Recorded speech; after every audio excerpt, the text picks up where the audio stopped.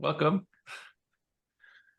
Um, Thought we would do a catch up of where we have been and where we are and where we're going with the All Voices Discerning Across Canada process that we have been engaged in as a church. And hopefully you guys already have had some familiarity with this as we've talked about it and been gathering gathering testimonies and also talking to people in different groups and kind of where we're at. So All Voices, Discerning Across Canada, this is a discernment process that we are specifically undertaking in the Canadian church, but it is part of a worldwide discernment that really began with President Vesey asking everyone in the church to discern first, are we moving towards Jesus, the peaceable one? And then also, more recently, we've been discerning who is God calling to be the next prophet and president of the church. But these are all about, I think, our general sense and prayerful consideration. How are we as a church responding to all the challenges really that we are facing, but really that all churches in the developed world in the 21st century are facing? And so since the beginning of 2021, disciples and seekers in Community of Christ have engaged in this discernment process, gathering all voices across Canada to prayerfully reflect and share dialogue on the diverse ways God is calling us to be communities of Christ in 21st century Canada. I can just say that by training, I'm a historian, and there was a time about 150 years ago, let's say, when history was being systematized and made scientific, when historians were called positivists, and they felt that they had all they had to do was simply start writing. You could write the entire, let's say, perfect history of the Roman Empire, and then the perfect history of England, and so forth. And pretty much at a certain point, all of the work would be done because you will have written the history book, and that will be the definitive work.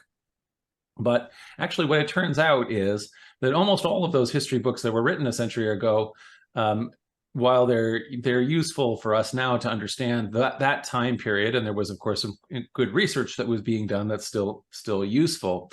The reality is that historians are living in their own time, and they are translating the past into and telling the stories of the past in ways that are understandable for people who and the concerns that people have in their own day and age. And so people 150 years ago, historians, they're actually largely only concerned with the stories of the political elite, rich white men and so forth, who were in politics and controlling things. And there would be nary a mention of, frankly, the whole bulk of the population. And it has only been in recent generations that historians have turned that around and have tried to do social history. What were regular people lives like in ancient Rome, in medieval England, and so forth?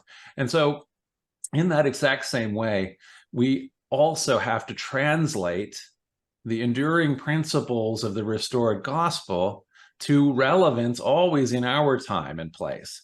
If I sort of say, if we took the Toronto congregation that had existed with all of its members and resources and programming and things like that in the 1950s, and we were to have a time machine that could bring that to the present with all those people, that congregation, as strong as it was then, it would rapidly evaporate because the programs couldn't exist and thrive in this day and age. There's just too many different things about how people live life than how life was back then.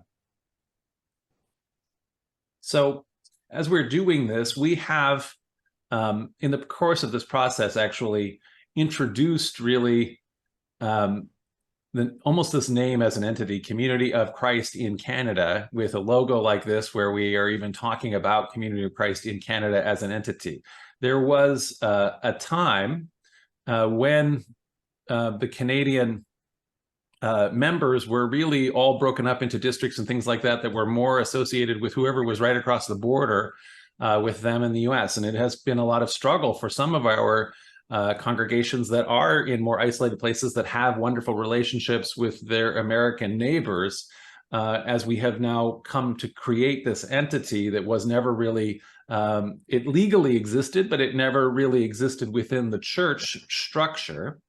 But now there has been a real reason why it makes sense for us to be considering the Canadian context of Community of Christ.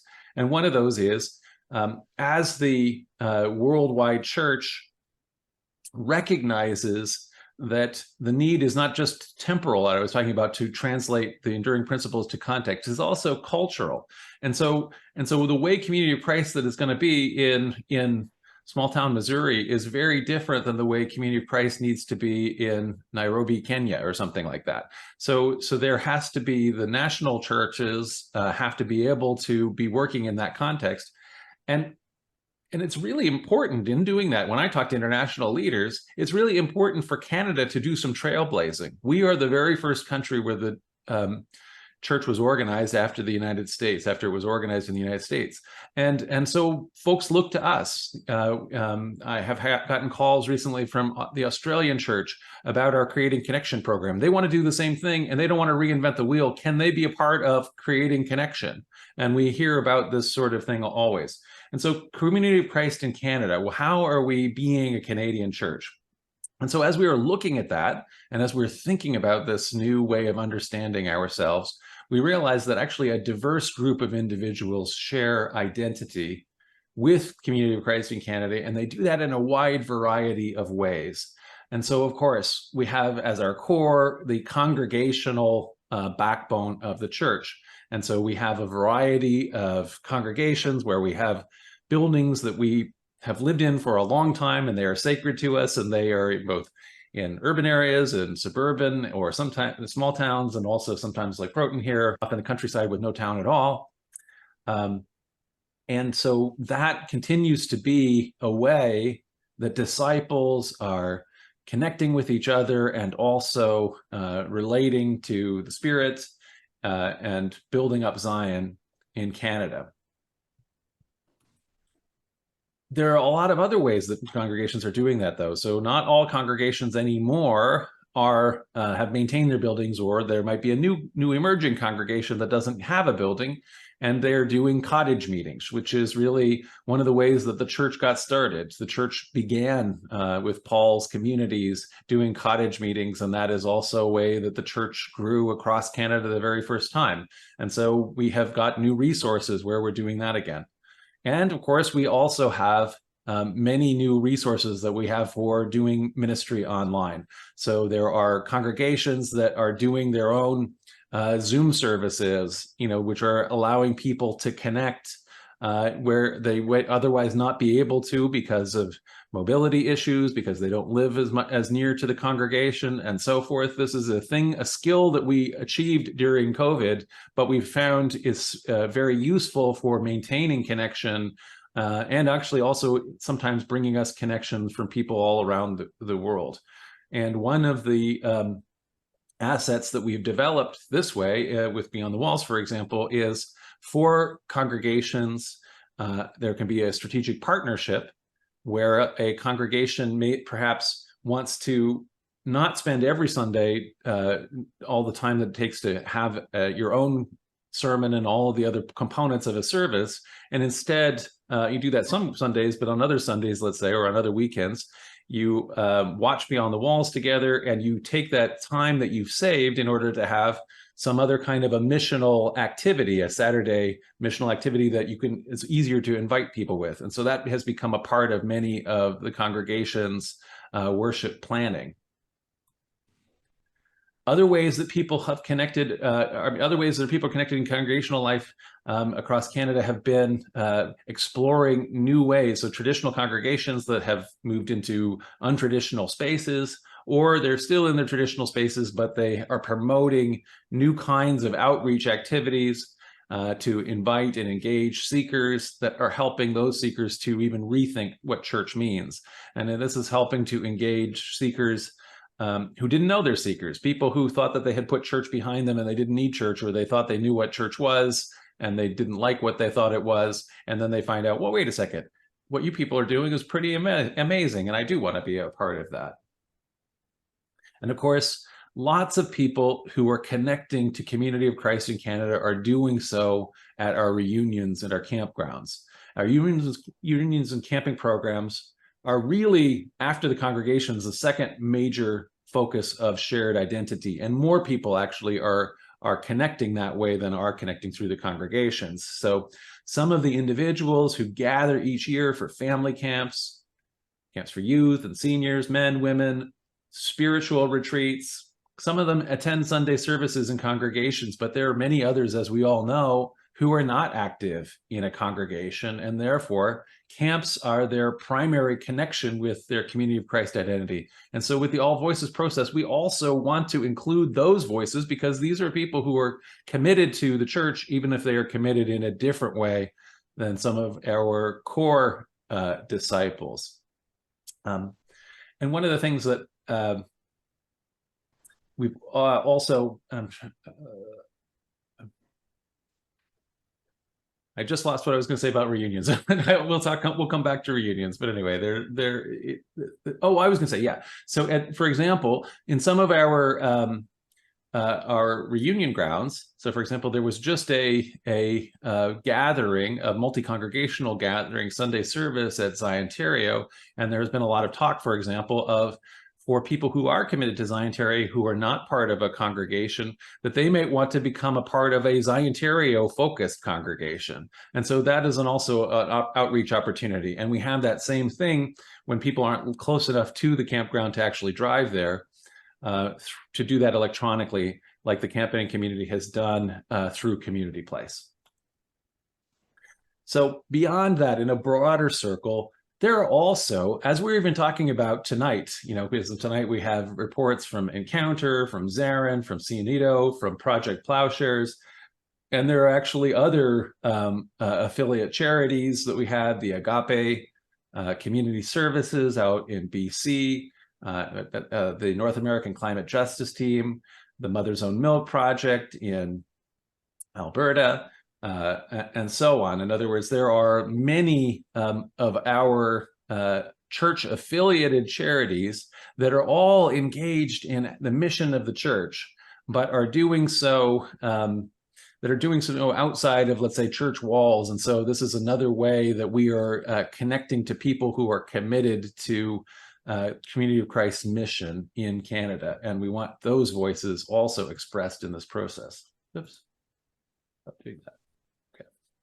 And of course, we have, in the last decade or so, been working on other kinds of outreach. So we have the Canadian Connection program and other spiritual outreach programs, the Awakening Spirituality, Emerging Congregation. There are other alternate style congregations like Sharing Love and Mission. This has been another way that we have been reaching out and forming connections with seekers who now share identity with Community of Christ in Canada.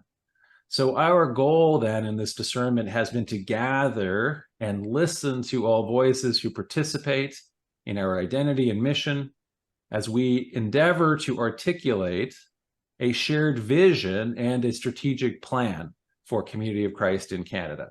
And so the World Church, as it has downsized and as it has sent out, it has decided to have as part of its strategic plan, allowing for more autonomy of national churches.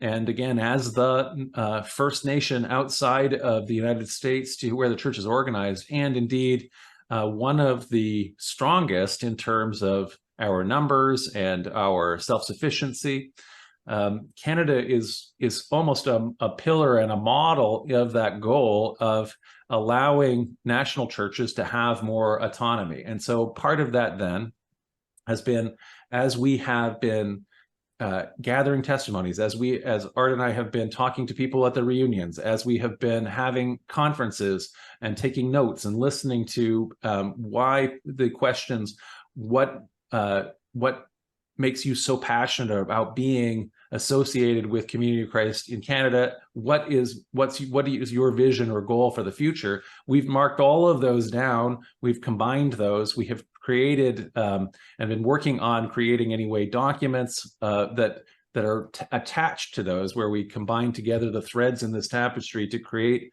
a shared vision, and then from that vision, a strategic plan for how we can operate as Community of Christ in Canada going forward. So we've found that many of the voices and testimonies that we've gathered share common themes. So among these themes, just to give you some of those results, is a desire for greater connection and unity of church members and units across Canada, alongside greater transparency of the organization of the church in Canada. So just even the awareness that, on the one hand, that there's the Canada East Mission Center, the Canada West Mission Center, but in addition to that, there is actually another unit of the church called the Canadian Church Corporation, Community of Christ in Canada. That all by itself, that layer is sort of invisible to many of the people who live in Canada. So just to be transparent about that. And so as we're responding to that for the very first time in our Mission Center conference this year, and also in Canada West Mission Center conference that they just had, we will be publishing the budgets of both mission centers as well as the Canadian Church Corporation, so that all of the disciples are seeing that and are able to, we have the transparency, and also we are able to all provide oversight as we are being called to stewardship over all three of these units within Community of Christ in Canada. So just to show you a little bit of what we've done, the way the timeline has worked, what we've done in All Voices, we began with Canada-wide Zoom conferences. We gathered testimonies when we had All Voices testimony services in the first year. More recently, in the last 2 summers, Art and I have been attending the reunions and being in dialogue with members at the reunions. In the between those 2 reunions, we compiled a lot of everything that we've heard, all the notes that we've taken, and we have started to distill themes so that we can write out a draft of the shared vision document that we have been sharing with the Mission Center president teams, with the bishopric. We're going to now expand that out to the pastors and other stakeholders, and then we will have something that when we feel that we're all together on board, that we will then bring out to disciples generally, so that we will be able to, as a draft again, so that we can incorporate voices, make sure that what we've been hearing is what everybody's been saying, and we're not missing things. That is what we're hoping to do now after these Mission Center conferences are over. Another thing that I would say that we've done is facilitate the same kind of questioning of how is God calling us to be a Community of Christ in Canada. We've been encouraging that to happen at more local levels. And so I spent the week of Naranto in a discernment with people committed to the Naranto reunion. How is God calling Naranto to be a Community of Christ in the 21st century? And Art did the same thing at the Loaves and Fishes reunion at Ziontaria.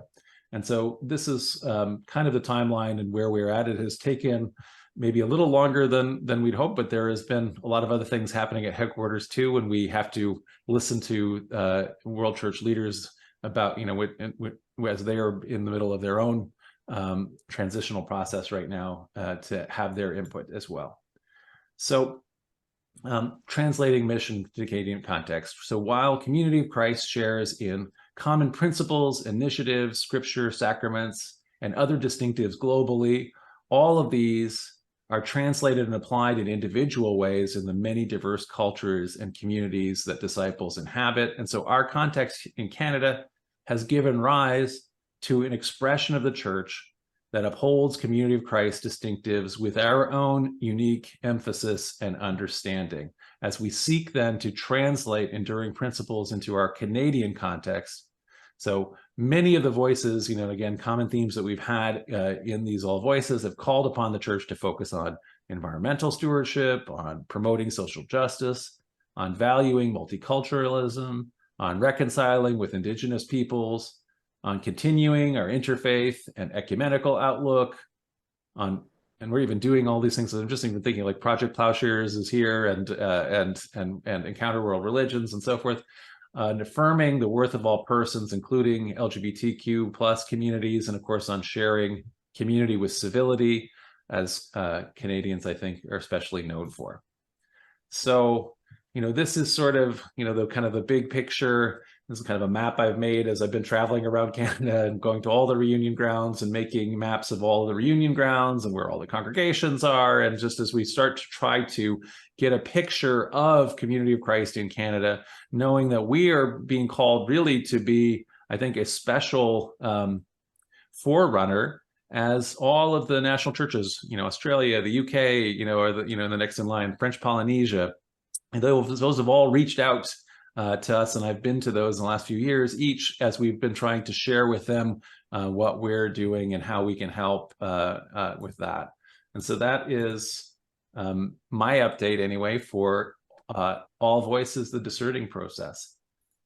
So we have question and answer time. John, are you aware that in Quebec the legal name of the church is l'Église restaurée de Jésus-Christ? Are you aware that it's a bilingual congregation in Creole and French? And is it part of the diversity of this?